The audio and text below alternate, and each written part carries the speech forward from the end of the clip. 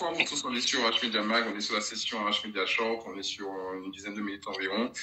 On va présenter l'activité de Nadia, qui va se présenter, qui va dire qu'est-ce qu'elle fait.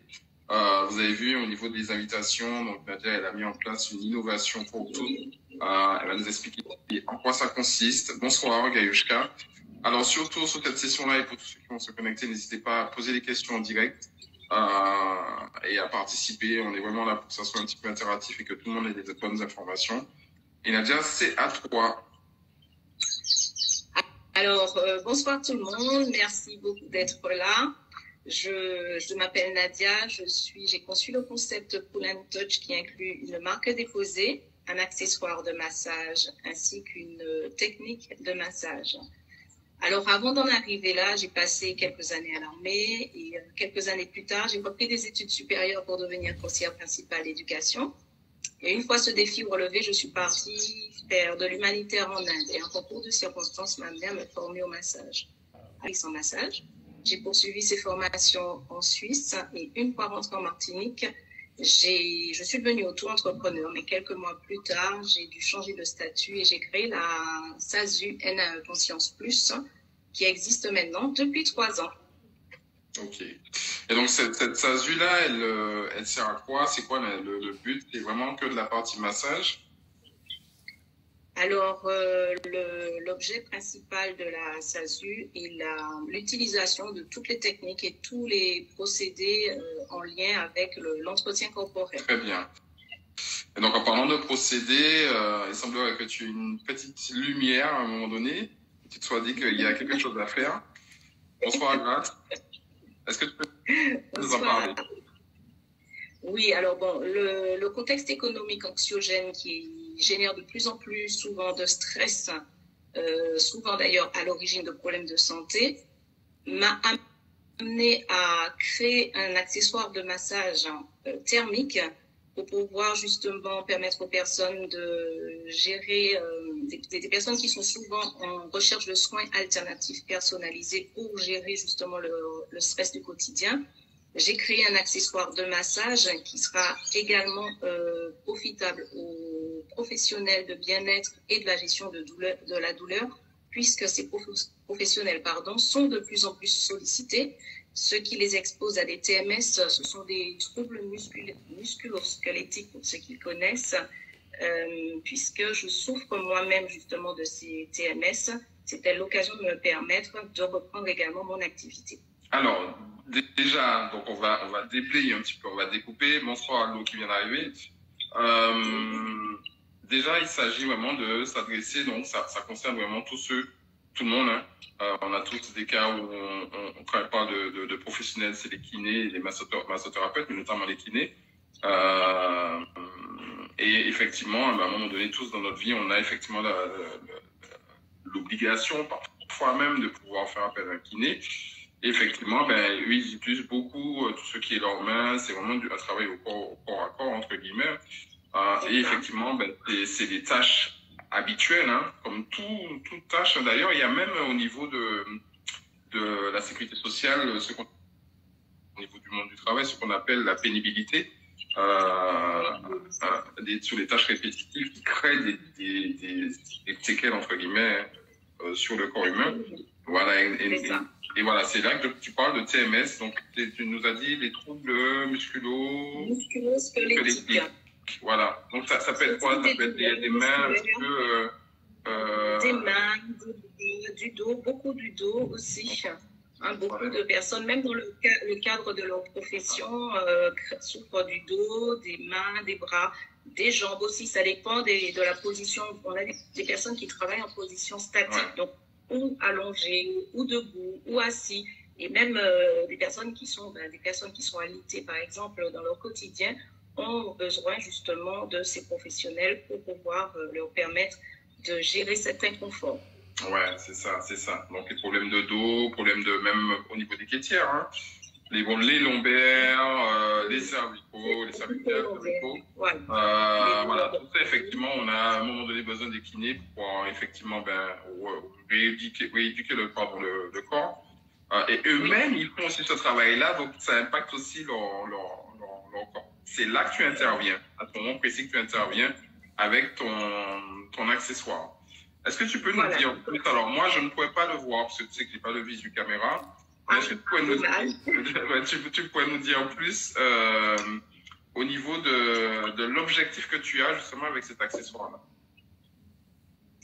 Alors, voilà, il s'agit d'un accessoire de massage thermique. Donc, il sera présenté sous forme de kit composé de 4 accessoires.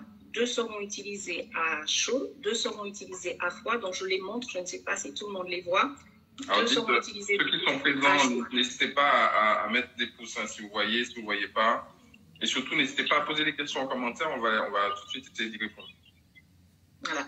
2 qui seront utilisés à froid. Donc, alors, ce sont des accessoires qui présentent des fonctionnalités innovantes, puisque nous avons des embouts qui rappellent la sensation, qui reproduisent vraiment la sensation du toucher.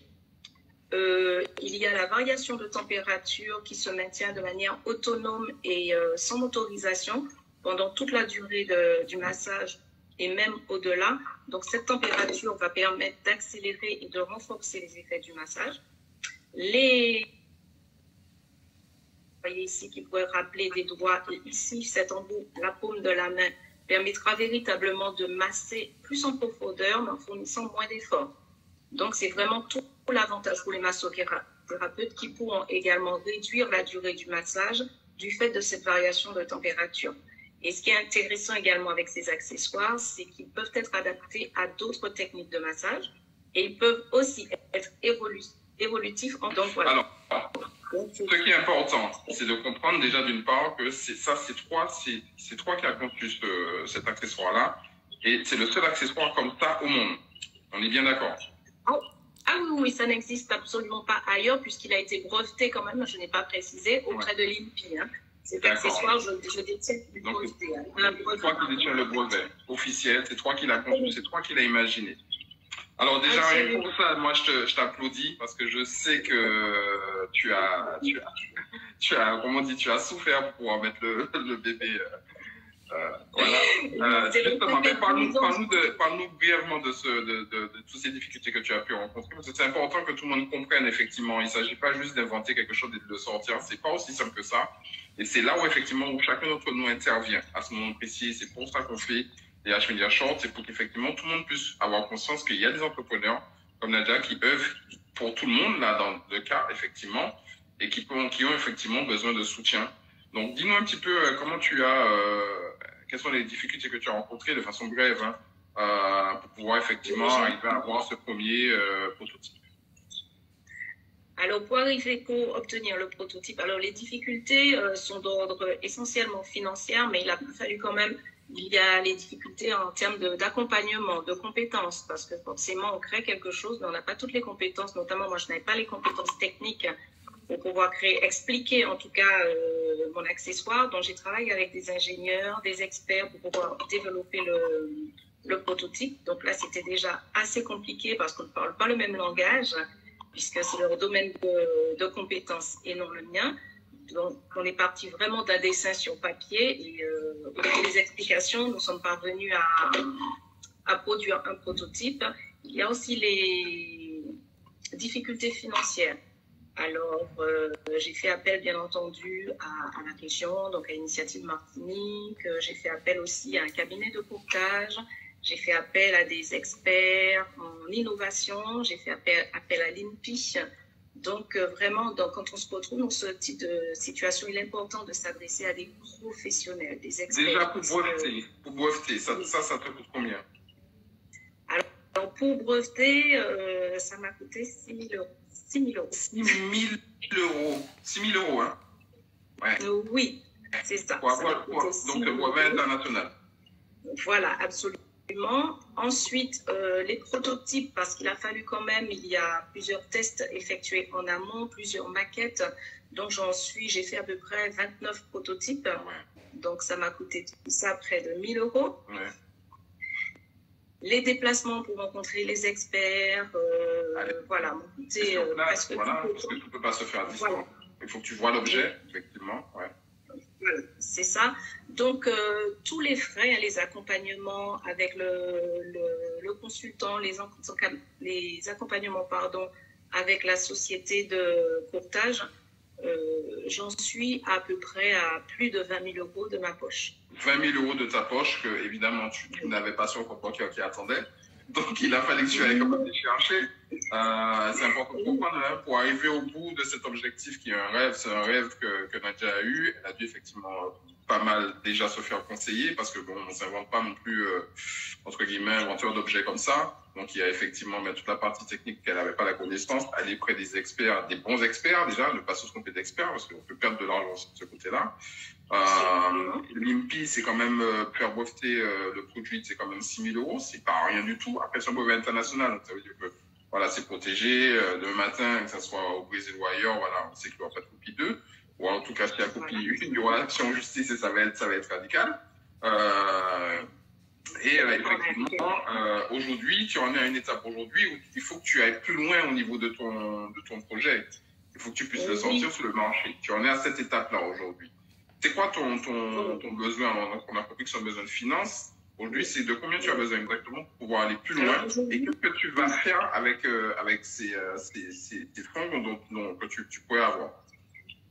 Alors, aujourd'hui, j'ai besoin de 90 000 euros pour passer à l'étape suivante, puisque j'ai besoin de financer les travaux d'études et d'industrialisation de la pièce pour pouvoir faire des essais, les derniers tests, voilà, de contrôle.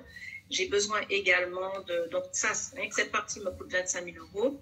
Et j'ai besoin de 65 000 euros pour pouvoir financer la conception du moule et d'une cabine de montage, puisque c'est un accessoire qui sera monté en 2 pièces. Ouais, d'accord. Voilà. Donc, ils vont créer un moule spécial pour ton accessoire pour pouvoir le mettre en grande quantité en industrialisation et donc le vendre.